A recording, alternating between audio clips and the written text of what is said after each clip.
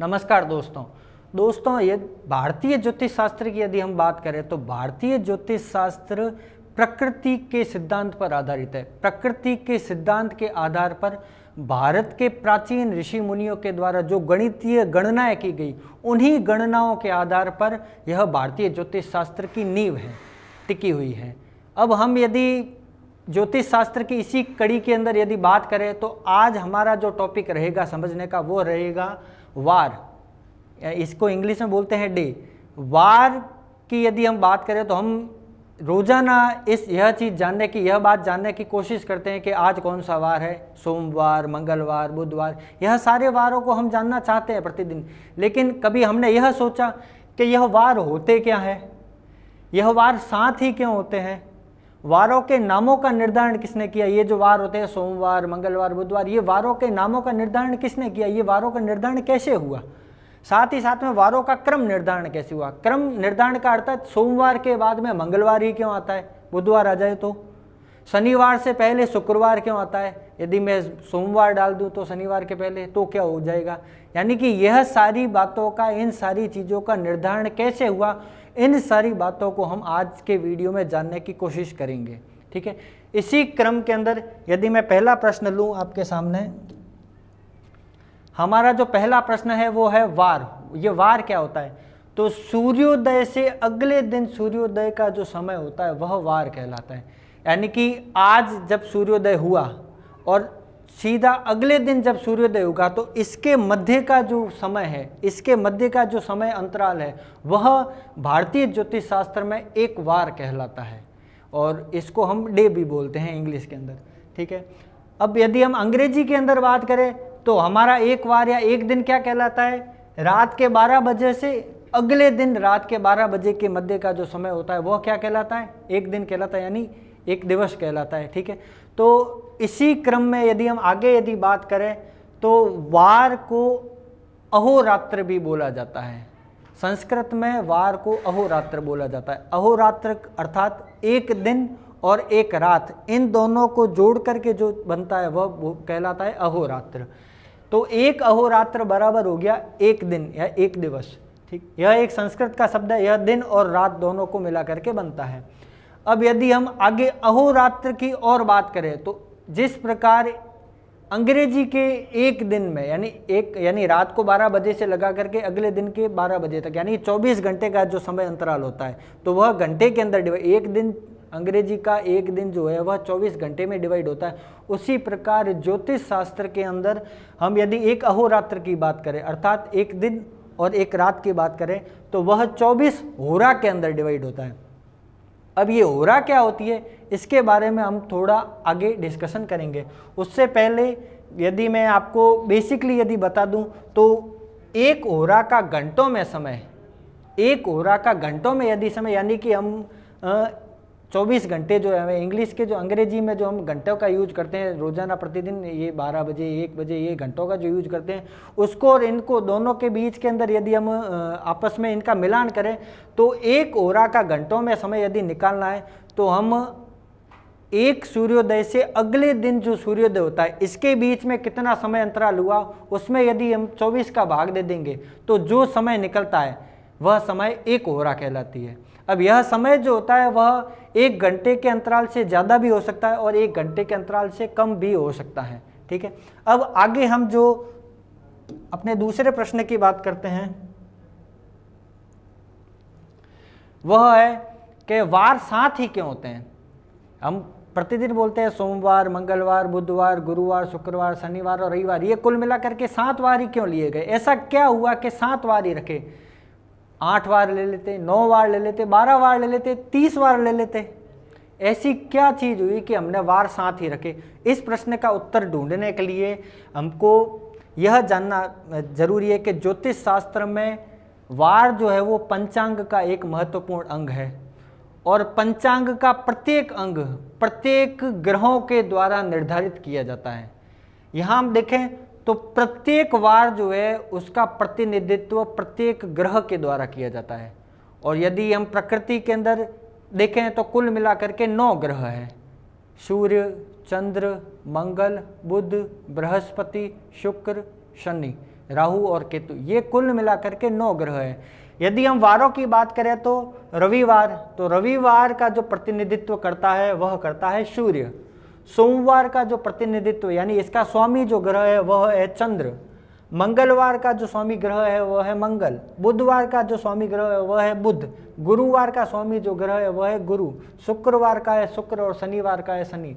अब यहाँ एक प्रश्न और आता है कि यदि जब ग्रह 9 है तो वार 7 ही क्यों? क्योंकि 9 ग्रह है तो 9 वार, यदि ग्रहों पर आधारित है तो वार 9 होने चाहिए, 7 ही वार क्यों? तो दूसरे जो 2 ग्रह बच गए अपने पास में, एक राहु बच गया और एक केतु बच गया, तो इन दोनों को वारों का निर्धारण क्यों नहीं हुआ? ऐसी क्या चीज है? तो मैं आपको यहां पर यह बताना चाहता हूं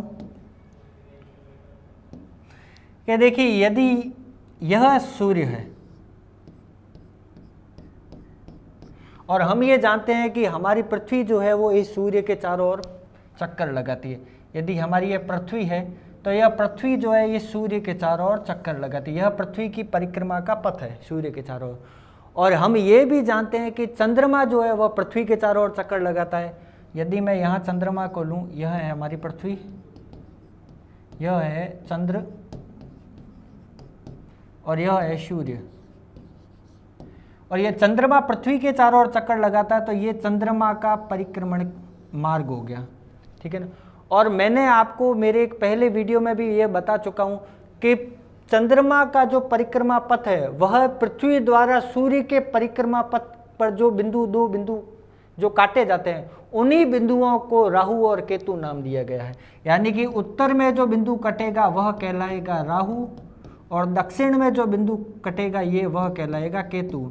तो यहाँ यह सिद्ध होता है कि राहु और केतु प्रकृति के अंदर मौजूद कोई ग्रह नहीं है, अपितु यह छाया ग्रह, यानी कि यह एक छाया है जिनको ग्रहों का रूप दिया गया है, यानी कि जिनको ज्योतिष शास्त्र के अंदर केवल ग्रह माना गया है, लेकिन यह प्रकृति के अंदर ये दोनों ग्रह मौजूद नहीं है, ठीक है। और जब यह दोनों केवल छाया ग्रह ही है तो इसलिए इन दोनों को कोई भी दिन दिया नहीं गया है। इसी कारण से जो हमारे जो दिन है वह केवल 7 रखे गए हैं, ठीक है। अब आगे हम बढ़ते हैं, तो आगे जो हमारा अगला जो प्रश्न है कि वारों का निर्धारण। अब इन वारों का निर्धारण कैसे हुआ? यानी हमने यहाँ पर यह तो चीज़ बता दी कि वार 7 होते हैं, सोमवार, मंगलवार, बुधवार, गुरुवार, ये वार 7 हो गए, लेकिन यह बात नहीं अभी तक पता चली है कि सोमवार के बाद में मंगलवार को ही क्यों लिया गया, सोमवार के बाद में गुरुवार ले आते, शनिवार से पहले बुधवार ले आते, रविवार के बाद में मंगलवार ले आते, ऐसा क्यों नहीं किया? यानी इस बात का निर्धारण कैसे हुआ कि ग्रहों का जो वारों का जो निर्धारण क्रम है वह यहीं रहेगा। तो इसी बात को समझने के लिए हम यहाँ देखते हैं कुछ पॉइंट्स। सबसे पहला पॉइंट्स ये है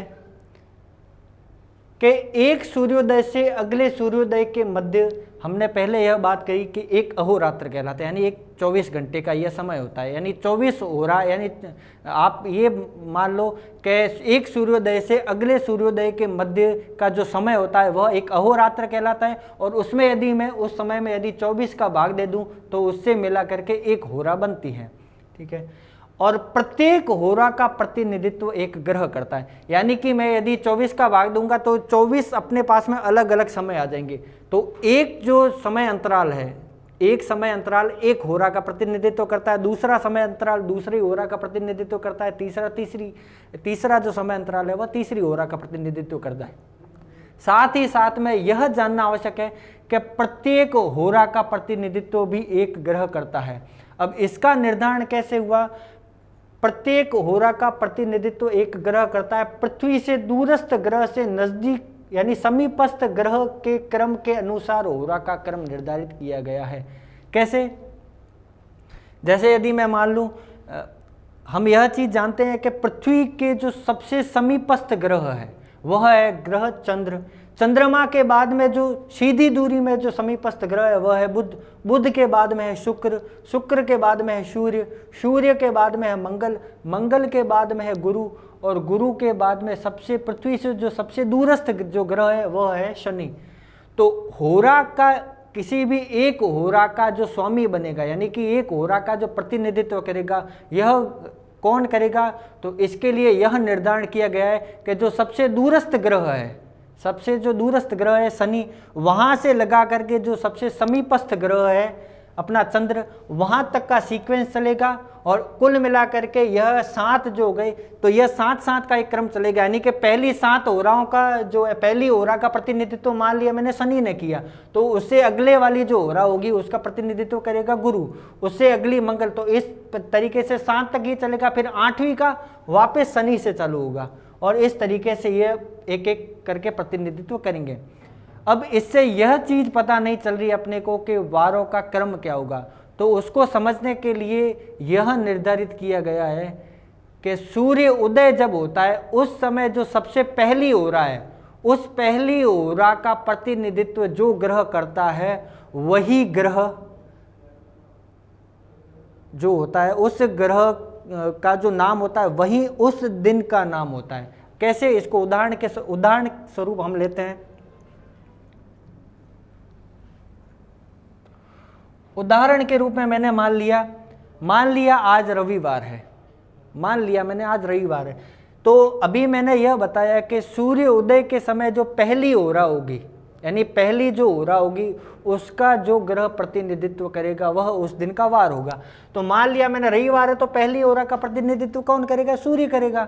ठीक है, तो हमें यदि क्रम देखें, पृथ्वी से दूरस्थ ग्रह का क्रम देखें, तो सूर्य के बाद में शुक्र, तो सूर्य के बाद में शुक्र, शुक्र के बाद में बुध, तो बुध, तीसरी ओरा बुध की हो गई, फिर है चंद्र की ओरा हो गई, उसके बाद में वापस शनि, गुरु, मंगल। इस तरीके से यह क्रम चलता जाएगा। और यदि 7वां मंगल है तो 14 नंबर पे वापस क्या आ जाएगा? मंगल। ये देखो मैं वापस इसको घुमाता हूँ, मंगल के बाद में जो आया वापस सूर्य आ रहा है, ये सूर्य के बाद में क्या आएगा? वापस शुक्र की ओर आएगी, शुक्र के बाद में वापस आएगी बुध के बाद में चंद्र के बाद में शनि के बाद में गुरु, और गुरु के बाद में वापस मंगल के बाद में वापस सूर्य की ओरा, सूर्य के बाद में वापस शुक्र के बाद में वापस बुध के बाद में वापस चंद्र के बाद में वापस शनि के बाद में वापस गुरु की। इस तरीके से गुरु के बाद में वापस मंगल के बाद में सूर्य, शुक्र और बुध। इस तरीके से यह जो उस दिन यानी एक सूर्योदय से अगले सूर्योदय के मध्य के जो 24 हो रहा है उनका प्रतिनिधित्व ये करेगा।